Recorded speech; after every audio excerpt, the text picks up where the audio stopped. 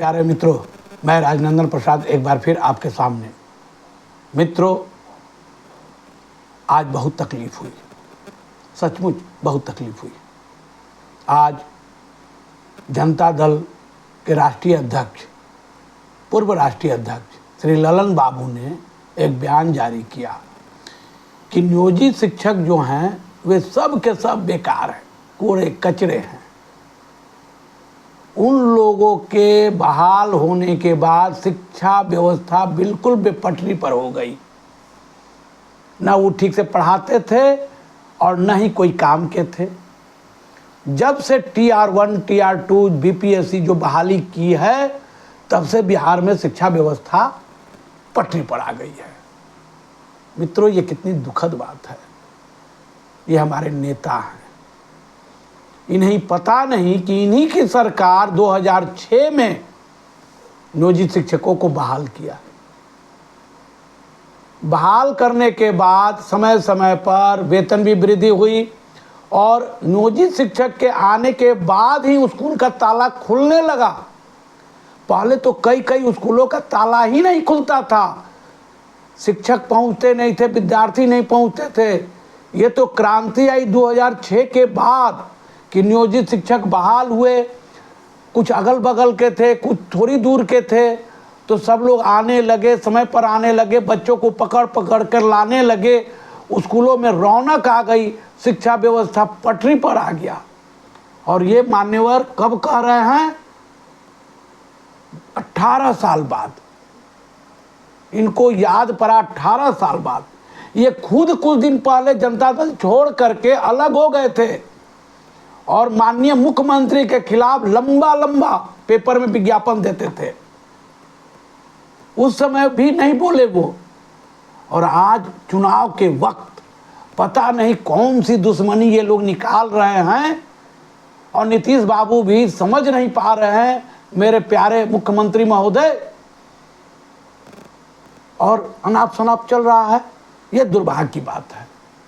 BPSC में ठीक है, कुछ यूपी के लोग आए हैं, भाई उनकी नियुक्ति हुई है, वो परीक्षा पास किए हैं, तो कहना क्या चाहते हैं ये समझ से परे है कि यूपी के लोग 10, 20, 50 हजार लोग, 40 हजार लोग बहाल हो गए।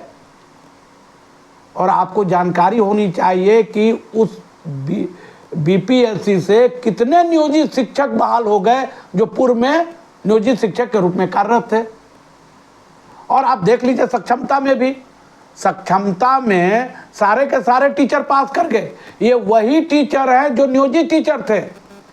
और देखिए दुर्भाग्य की बात कि सारे टीचर पास कर गए, विशिष्ट शिक्षक बनेंगे तो जब तक नियोजित शिक्षक थे वो जाहिल थे, अनपढ़ थे, गंवार थे, और सक्षमता पास कर गए तो काबिल हो गए। अरे कैसा वॉशिंग पाउडर आप लोग के पास है भाई, है कि छिड़क दिए बस ठीक सब काबिल हो गए शिक्षक। इस तरह से चुनाव के वक्त बेबुनियाद बात नहीं बोलना चाहिए। आपको जानकारी है ना कि हर शिक्षक, हर नियोजित शिक्षक मतदाता भी है, उसके परिवार के लोग वोट भी देते हैं। क्या सोच के बोले जा रहे हैं? आप तो पुराने साथी रहे हैं। अरे आपकी भी कहानी जनता जानती है कि जिस पर आपने मुकदमा किया, कल उसी के साथ गलबैया करके आप घूमने लगे। चारा घोटाला का केस तो आप ही किए थे लालू जी के खिलाफ। रोज कोर्ट जाते थे, लंबी लंबी बहस होती थी, लालू जी को सजा हो गई। अब फिर उनके साथ गलबैया भी आप ही करने लगे। और आज आपको याद पड़ रहा है कि शिक्षक काबिल नहीं थे।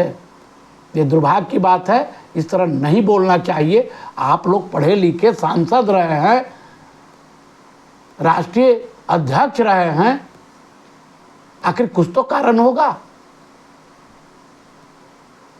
कि आज आप राष्ट्रीय अध्यक्ष भी नहीं हैं।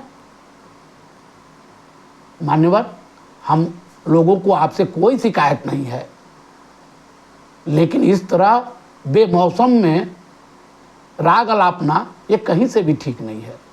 मित्रों, दूसरी बात मैं कहना चाहूँगा, मुजफ्फरपुर में 10+2 के एक शिक्षक लू लगने के कारण दुनिया को अलविदा कह दिए। और आपको मैं बता दूं, आए दिन ये शिकायत आ रही है बिहार से कि बच्चों का तबीयत खराब हो रहा है। आप प्राथमिक और मध्य विद्यालय का निरीक्षण कीजिए, कई जगहों पर खिड़की नहीं है, कहीं दरवाजे नहीं हैं, हवा बहती है उधर से खिड़की की तरफ से निकल कर आती है, क्लास होते हुए बाहर निकलती है, बच्चों को लू लगता है। शिक्षक क्या कर सकते हैं? शिक्षक भी परेशान, बच्चे भी परेशान।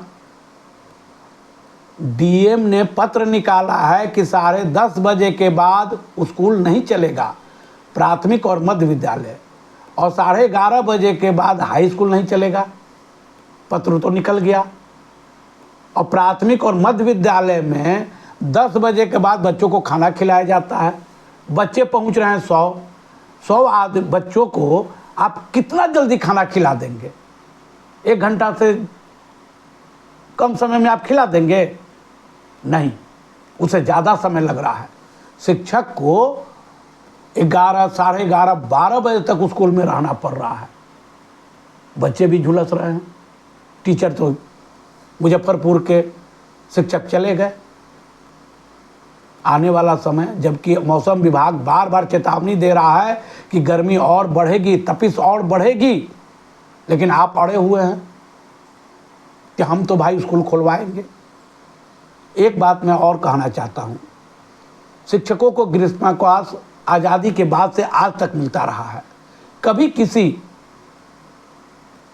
सचिव कहें, प्रधान सचिव कहें, अपर मुख्य सचिव कहें, जो भी शिक्षा विभाग के बागडोर संभाले, कभी इसको ख़त्म नहीं किए।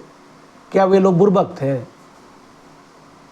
जज लोग को भी गर्मी की छुट्टी मिलती है और जाड़े की भी छुट्टी मिलती है। क्यों मिलती है? शिक्षक मजदूर नहीं है। शिक्षकों को पढ़ाने के लिए पहले पढ़ना भी पड़ता है। वो पढ़ते हैं, अपने आप को अपडेट करते हैं, तब जाकर वो क्लास में जाते हैं और बच्चों को पढ़ाते हैं। तब ना बिहार के बच्चे IAS IPS निकल रहे हैं, इंजीनियर निकल रहे हैं, IIT निकल रहे हैं, मेडिकल में निकल रहे हैं। ये आपके सचिवालय में बैठने से नहीं बच्चे निकल रहे हैं। इस बात को आप समझ लीजिए। बच्चे जो निकल रहे हैं वो शिक्षकों के योगदान के कारण, उनके पढ़ाने के कारण, न कि सचिवालय के एयर कंडीशन रूम में बैठ करके नए नए आदेश करने से बच्चे नहीं निकल रहे हैं। ठीक है, कुछ गार्जियन खुश हो सकते हैं, ये मैं मानता हूँ। वो गार्जियन इसलिए नहीं खुश है कि उनके बच्चे स्कूल जा रहे हैं, वो इसलिए खुश है कि मास्टर लोग को, शिक्षकों को प्रताड़ित होते हुए वो देख रहे हैं। उन्हें इस बात की खुशी हो रही है। मेरे प्यारे मित्रों, शिक्षा विभाग में 1-2 नहीं 5-5 IAS है, और कभी किसी को बोलते हुए लोग नहीं देख पाए। क्या सारे के सारे निर्णय सही हो रहे हैं? यहाँ तो पत्र निकलता है और दूसरे दिन हो जाता है कि ये पत्र जाली है। कोई बोलता नहीं है कि अरे हमने पत्र निकाला, वो जाली कैसे हो गया? 5 IAS हैं, उसके ऊपर मंत्री महोदय हैं, फिर मुख्यमंत्री हैं, राज्यपाल महोदय हैं। आपको लग रही है कि कोई व्यवस्था है शिक्षा विभाग के ऊपर और शिक्षा विभाग के लोग नियमानुसार काम कर रहे हैं?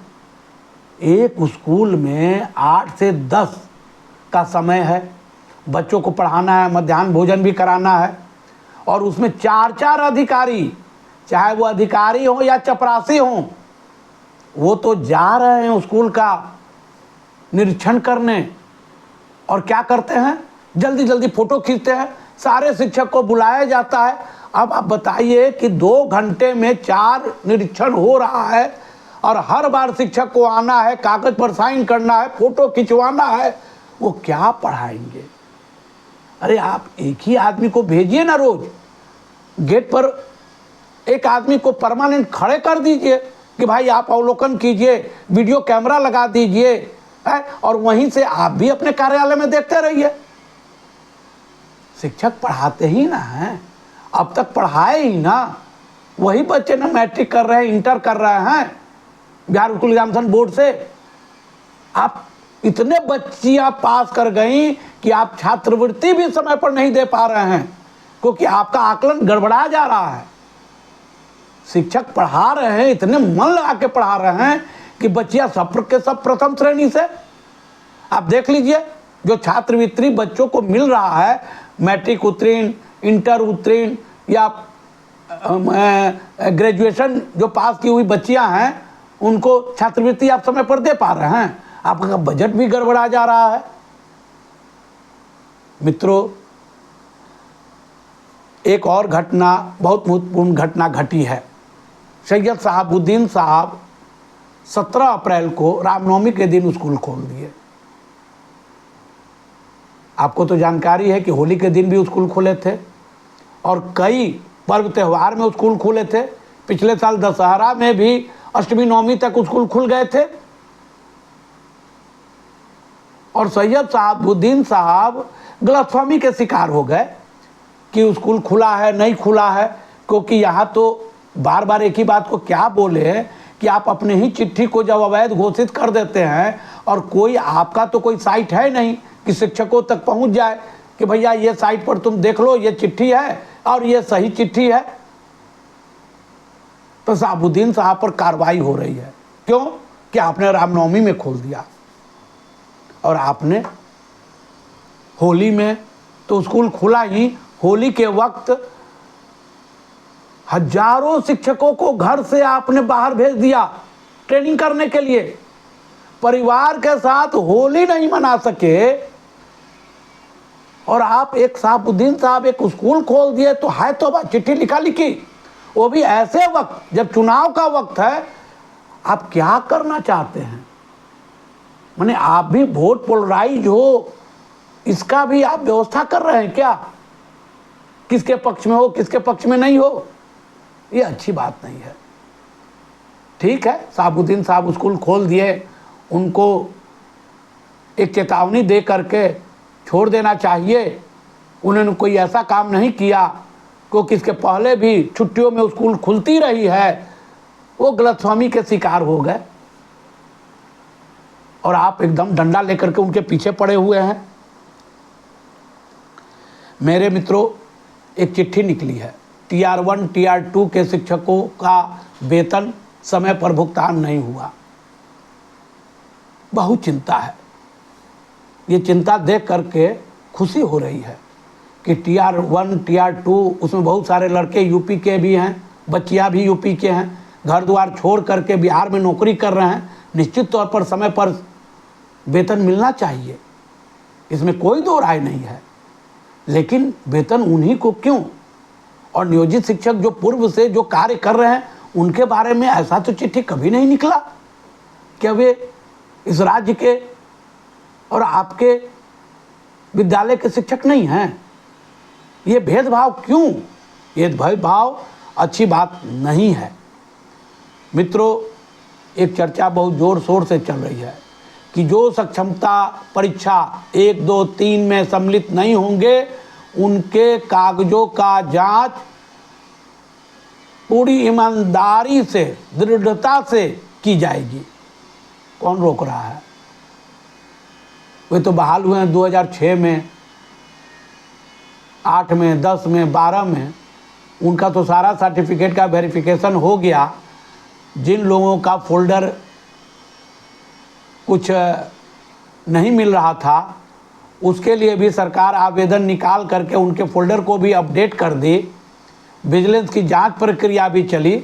ठीक है, कुछ लोग पकड़े गए होंगे, लेकिन शिक्षक जो बहाल हुए हैं, जो 18 साल नौकरी कर लिए, अगर उसमें कोई शिक्षक आज भी अगर गलत पाया जाता है, तो ये दोष किसका है? शिक्षक का दोष है कि आपकी व्यवस्था का दोष है? आप अपनी व्यवस्था को ठीक कीजिए, कड़ाई से पालन कीजिए, शिक्षकों का हर कागज का जांच ईमानदारी से कीजिए, इसमें कोई दो राय नहीं है। गलत शिक्षक नहीं बहाल होने चाहिए। बिहार की जनता कह रही है कि गलत शिक्षक को बहाल कर लो। प्यारे मित्रों, गर्मी बहुत है, इसमें कहीं दो राय नहीं है। एलपीए करने की बात चल रही है। शिक्षक संगठन 90 दिन के बाद एलपीए करेंगे माननीय उच्च न्यायालय में। मेरा एक निवेदन है संगठन के लोगों से, निश्चित कीजिए, करना भी चाहिए। सरकार माननीय उच्च न्यायालय का जो आदेश है अगर उसको क्रियान्वित नहीं करती है तो निश्चित तौर पर समय पर ही एलपीए करना चाहिए।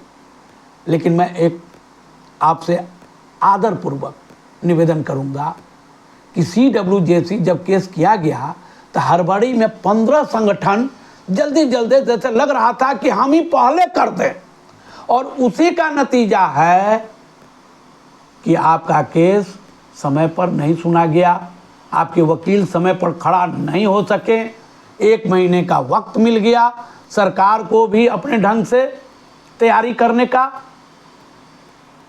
अगर एक साथ सारा केस एक जगह किया गया होता और वकील एकदम मुस्तैद रहते तो आज सक्षमता परीक्षा ही नहीं होती। इसको आप मान लीजिए कि ये संगठन के गलती का परिणाम है कि सक्षमता परीक्षा हो रही है। समय पर एक साथ एकजुट होकर के केस नहीं करने का ये प्रतिफल है, ये मेरा मानना है। मैं आपसे पूर्वाग्रह से ग्रसित नहीं हूँ, क्योंकि आज मैं देख रहा हूँ कि आप लोग एकजुट हुए हैं। इसके बावजूद भी अभी भी 2-3 गुट दिखाई दे रहा है, और आप भी इस बात को महसूस कर रहे होंगे कि अभी भी बिहार शिक्षक एकता मंच ही काफ़ी नहीं है, और भी संगठन अपने ढंग से कार्य कर रहे हैं। अगर वो पहले चल गए और अब ढंग के कोई वकील को नहीं खड़ा किए तब क्या होगा? फिर वही हाल हो जाएगा। इसलिए मित्रों, आप लोग सारे संगठन के लोग एक साथ बैठ करके तय कीजिए कि भैया एक ही केस किया जाए, एक ही एलपीए किया जाए, और जब एलपीए एक ही होगा निश्चित तौर पर जीत आपकी होगी, क्योंकि आपके पक्ष में फैसला है। मेरे प्यारे मित्रों, आप मेरे चैनल को सब्सक्राइब कर रहे हैं, देख रहे हैं, इससे मुझे बहुत बल मिलता है। इसके लिए बहुत बहुत धन्यवाद। मेरे चैनल को आप आगे भी सब्सक्राइब करते रहें, देखते रहें, इसके लिए बहुत बहुत धन्यवाद। धन्यवाद। जय हिंद।